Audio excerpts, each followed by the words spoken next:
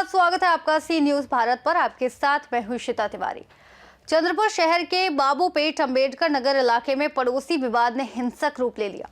पीड़ित सुशील कुमार यादव का आरोप है कि उनके और उनके परिवार पर जानलेवा हमला करने के बाद आरोपियों ने पुलिस को गुमराह कर उनके खिलाफ झूठा मामला दर्ज करवा दिया। चंद्रपुर में अंबेडकर नगर निवासी सुशील कुमार यादव ने जिला पुलिस अधीक्षक से शिकायत कर गंभीर आरोप लगाए हैं। उनका कहना है कि पड़ोसी सुंधारी यादव, कलावती यादव, अंकित यादव, प्रकाश यादव ने मिलकर उन पर, उनकी पत्नी और बच्चों पर हथियारों से हमला किया, जिससे सभी गंभीर रूप से घायल हो गए। हमले के बाद सुशील और उनकी पत्नी को 7 दिनों तक अस्पताल में इलाज कराना पड़ा। पीड़ित का आरोप है कि आरोपियों ने गिरफ्तारी से बचने के लिए खुद को घायल दिखाया और पुलिस में झूठी शिकायत दर्ज करवा दी। इसी शिकायत के आधार पर सुशील कुमार यादव के खिलाफ भारतीय दंड संहिता की विभिन्न धाराओं के तहत मामला दर्ज किया गया। अदालत में पेशी के दौरान आरोपियों की कथित चोटों का कोई मेडिकल प्रमाण नहीं मिला, जिसके चलते सुशील को अग्रिम जमानत मिली। प्रेस कॉन्फ्रेंस में सुशील कुमार यादव ने आरोपियों के खिलाफ सख्त कार्रवाई, झूठी शिकायत दर्ज कराने वालों पर मामला दर्ज करने और अपने परिवार की सुरक्षा सुनिश्चित करने की मांग की। उन्होंने कहा कि उन्हें लगातार धमकियां दी जा रही हैं और उनके परिवार की जान को गंभीर खतरा है। पीड़ित ने जिला पुलिस अधीक्षक से निष्पक्ष जांच करने और दोषियों पर कड़ी कार्रवाई करने की अपील की है। जैसे कैसा है कि जब हम गए थे, जानवर को चराने को लेके गए थे गांव में, और वहाँ पर थोड़ा सा जंगल पड़ती है, उसमें जानवर को हमने गए थे पशु को चरा खिलाने के लिए। उसके बाद में जब घर में आया तो उनके बच्चे मेरे स्कूल जा रहे थे, वो बच्चे मेरे उनको झाड़ू से मारना चालू किए। उनके पहले झाड़ू से मारना चालू किए, तो भी उन्हें हमारे बाइप ने गया, बोले क्यों बच्चे को मार रहे हैं, स्कूल जा रहे हैं। उसके बावजूद भी नहीं छोड़े, बच्चे को उसको मारे, बैट से निकाल के मारे। और हमने भी गया, हम उनको बोलने गया तो उनके बाबूजी ने, उनके पिता ने, सबने हमारे मिल के हमारे डंडे से सर फाड़ दिए, हमला कर दिए। पूरे जान का हमला होने से बचा। मैं दवाखाना में एडमिट था 7 दिन। हमारे परिवार को भी मारे और हमारे को प्रशासन के पास में गया न्याय लेके, तो हमारे झूठे आरोप बना के, और वो हमारे को केस को, हमारे जो रिपोर्ट था उनकी सहमति की रिपोर्ट देने के लिए हमारे झूठे आरोप को उनकी काउंटर केस बना के, और हमारे को न्याय में एंटी सेफ्टी बेल निकालना पड़ा, भागा फिरा पड़ना। जो कि हमने सर फाड़े थे हमारे को, फिर भी मैं भागा एंटी सेफ्टी बेल निकाले और उनको ऐसा ही जमानत मिल गए बेफर्जी डॉक्यूमेंट्स पे।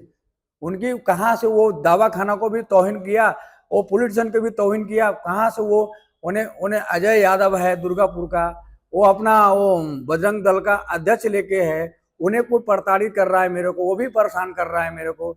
और उनके सोनाधारी यादव है, संकित यादव है, और उनकी एक अंकित है, और उनके बाद ओम प्रकाश यादव उसका साला है, और उनकी कलौती देवी है। सब मिलके मेरे को जान को मारने को खतरा है, पूरे परिवार को खतरा है, कभी भी वो खतरा कर सकते हैं मेरे को।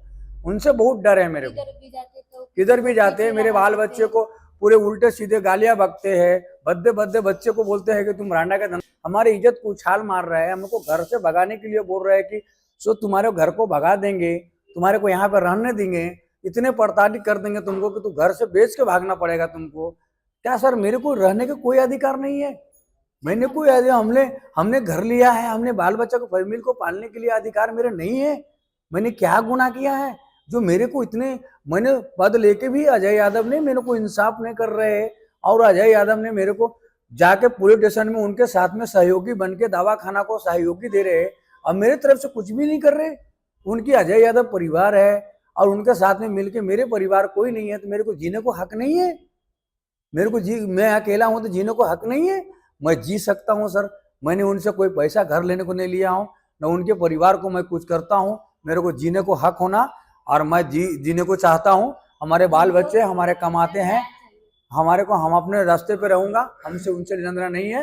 और पुलिस मेरे को परेशान ना करे, बेवजह झूठे आरोप ना लगाए, यही निवेदन है। और मेरे बच्चे से अगर पूछना चाहेंगे तो आप पूछ लीजिए सर।